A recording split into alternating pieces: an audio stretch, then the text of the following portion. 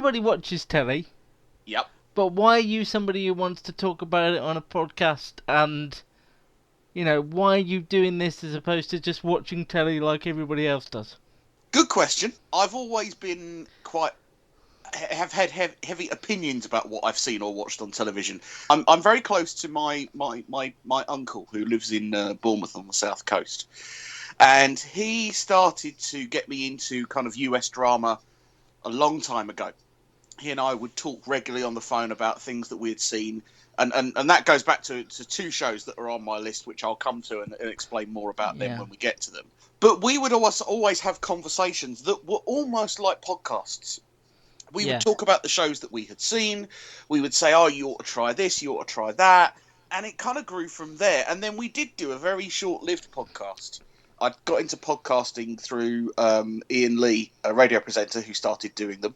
And podcasts were very easy to do. You just needed a microphone and some sort of recording device, and you can upload it onto the internet, and others can hear it and tell you what you think. They think of your style or your opinions. And we did a very short-lived podcast called the TV Drama Club, which was, in my opinion, was the predecessor to this in my mind for me. Because we did kind of more kind of like the style that we did. We did news and reviews. We didn't kind of do anything else that we do. There's not the comedy element, of course. Which is ironic, because you bring most of that. Yeah, you bring the comedy element. Well, we did try and do it very straight-laced, which didn't really work out, which is why it was short-lived.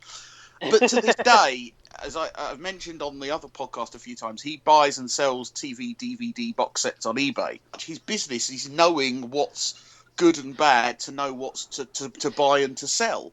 You were watching American stuff because you watched that with him, or you preferred that, and then I came on board and said you should watch some English stuff, then you did, and your horizons I think I was always watching slightly. Stuff, but I don't think I'd ever enjoyed it as much. I think what you did, and as I say, is you kind of said, right, you should try this, right, you seem to like this, why don't you try this? It's kind of like that idea that someone that begins to know you says, right, I think you'd really like... This is why this list is going to be my favourite, because I have no idea still what Gary definitely will like and what Gary definitely won't like.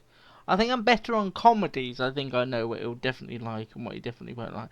But when you watched all of 13 and all of Critical, I was quite surprised. Yeah, you and I met through another website that we were both writing for, and we did a whole kind of like, there was this whole thing where I live in the UK but like US television, and at the time you lived in the US and like UK television, and that was the basis of our first podcast, wasn't it?